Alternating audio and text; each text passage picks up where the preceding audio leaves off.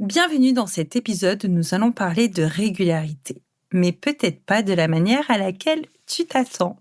Aujourd'hui, on va explorer la régularité sous un angle un peu différent. Si tu te reconnais comme hypersensible, comme une entrepreneuse qui ressent chaque émotion et chaque sensation avec une intensité particulière, peut-être que cette notion de constance peut parfois te paraître difficile à atteindre. Perso, c'est exactement ça que je vis. Et si la régularité pouvait être un acte de douceur envers soi plutôt qu'une obligation? Aujourd'hui, je te propose de te libérer de la pression de faire les choses d'une manière standardisée et de découvrir une régularité qui s'adapte à toi, hypersensible. Alors, respire profondément, installe-toi confortablement et laisse-toi guider.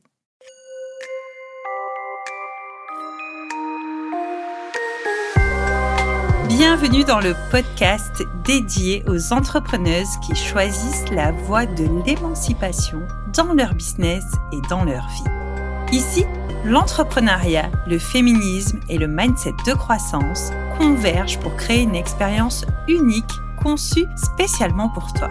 Ce podcast, anciennement connu sous le nom des magiciennes, se métamorphose pour incarner pleinement la puissance de l'émancipation féminine. Si tu es entrepreneuse, freelance ou indépendante, ce podcast est fait pour toi. Je comprends que tu aspires à développer ton entreprise sans sacrifier ta vie personnelle, ton bien-être ou ton épanouissement. Nous explorons des thématiques variées pour nourrir ton esprit et propulser ton activité. Chaque épisode est conçu pour te rapprocher un peu plus de ton véritable potentiel. Ma mission, t'accompagner dans le développement d'une entreprise qui reflète ton essence, loin des normes patriarcales et consuméristes de notre société actuelle. Je crois en l'importance de prendre soin de soi, de sa famille, tout en bâtissant une entreprise florissante. Sois prête à redéfinir ton succès à ta manière. Libère ton potentiel, explore ton essence, c'est l'heure de l'émancipation féminine.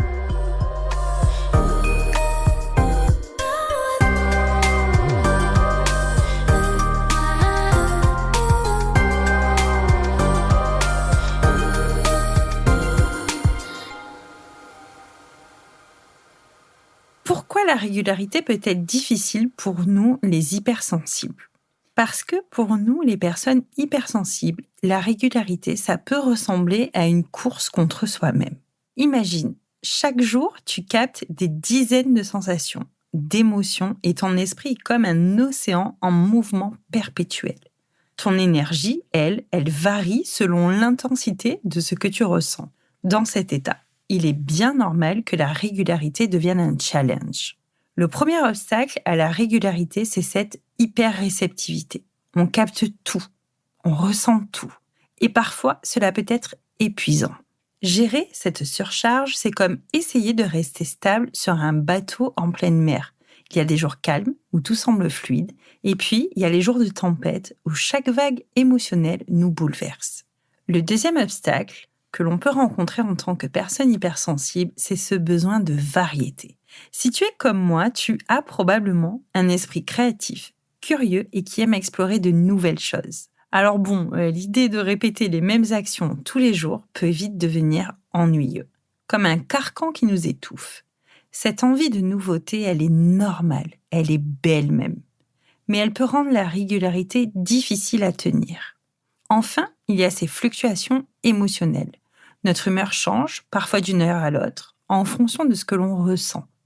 On est influencé par nos émotions, par celles des autres, par ce que l'on vit. Et dans ces moments où l'émotion est forte, tout notre être nous pousse à ralentir, à nous recentrer. Alors si tu t'es déjà senti coupable de ne pas réussir à tenir un planning ou de ne pas être régulière dans tes pratiques de mieux-être, sache que tu n'es pas la seule.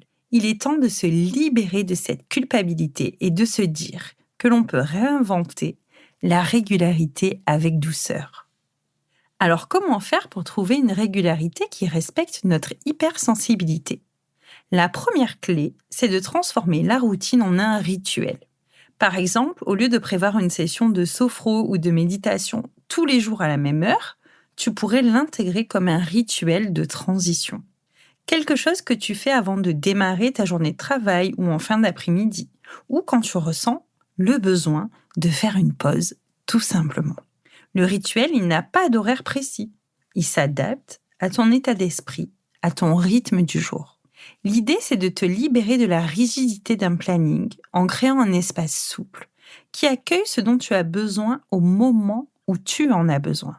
Pour celles qui créent du contenu, un autre conseil peut être de regrouper la création sur une demi-journée ou une journée créative. C'est ce qu'on appelle le batching. En général, quand tu es entrepreneuse, on a souvent entendu parler. L'idée, c'est de produire plusieurs contenus d'un coup, puis de les programmer pour les diffuser dans le temps. Ça permet quoi ? Ça va te permettre de rester présente sans ressentir cette pression quotidienne de publier. Ainsi, tu as plus de liberté, plus de légèreté. Et puis, je t'invite à te rappeler l'intention derrière chaque pratique. Pourquoi est-ce que tu as choisi d'entreprendre ? Pourquoi est-ce que tu as choisi la sophrologie comme régulation de ton système nerveux, comme pratique mieux-être ? Pourquoi as-tu décidé de partager sur tes réseaux sociaux ? Peut-être que c'est pour te sentir aligné avec toi-même, pour créer un impact positif ou simplement pour partager ton énergie, ta passion. Je t'invite vraiment à reconnecter avec cette intention chaque fois que tu ressens de la pression. La régularité n'est plus alors une obligation, mais un acte d'amour envers toi-même et envers ce que tu partages avec le monde. C'est le petit switch mental à faire. Avant de se quitter, j'aimerais te laisser avec un dernier message. Tu n'as pas besoin d'être parfaite pour être constante. La régularité, elle peut se réinventer chaque jour avec des petits pas et surtout avec de la souplesse. Alors je t'invite maintenant à fermer les yeux si tu le souhaites, à prendre une grande inspiration. Imagine-toi en train de vivre de ton entrepreneuriat comme un courant fluide, sans effort, un rythme naturel qui s'adapte aux besoins de chaque moment, à tes besoins de chaque moment. Laisse ce courant t'emporter, laisse-toi guider par ce flux. Visualise-toi en paix, en train de suivre ton propre rythme, sans te comparer à personne, juste toi, en harmonie avec toi-même. À la fin de cet épisode, retiens ceci. Trouver ton rythme, c'est un acte d'amour envers toi-même. Et même si chaque pas te semble imparfait, même si chaque jour est différent, tu avances, tu progresses. Ta régularité, c'est celle qui respecte ton rythme intérieur. Ta régularité, c'est celle qui respecte ton hypersensibilité. Je te remercie d'avoir écouté cet épisode. J'espère qu'il t'apportera un peu de paix, un peu d'espoir et surtout l'envie de continuer ton chemin avec douceur et confiance. On se retrouve dans 15 jours. Bye bye. Si tu es arrivé jusqu'ici, c'est certainement que cet épisode t'a bien plu et je t'en remercie.